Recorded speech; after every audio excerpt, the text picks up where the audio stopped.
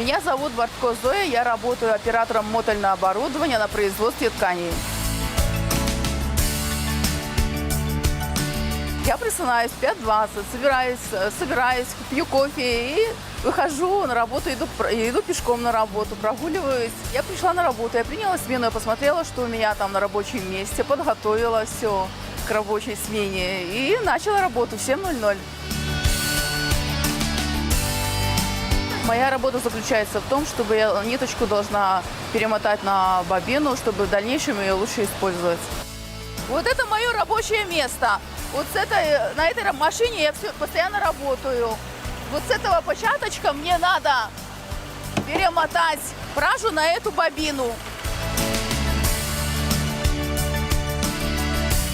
Но сложность нашей работы, потому что у нас очень интенсивный труд. Мы все время на ногах и бегаем вот так 8 часов. Я обслуживаю 20 веретен. Очень надо быть внимательной, потому что пража еще и обревается, и бобинки должны одновременно сходить ровненько все, поэтому и скорость должна быть, и внимательность. Бобина весит около 2 килограмм, и скорость намотки около 50 минут. Я помню свой первый рабочий день, да, какие-то волнения были, я ничего не умела, но нам все научили, нас показали. И даже со временем понравилась моя работа. Поэтому, наверное, и осталась до сих пор.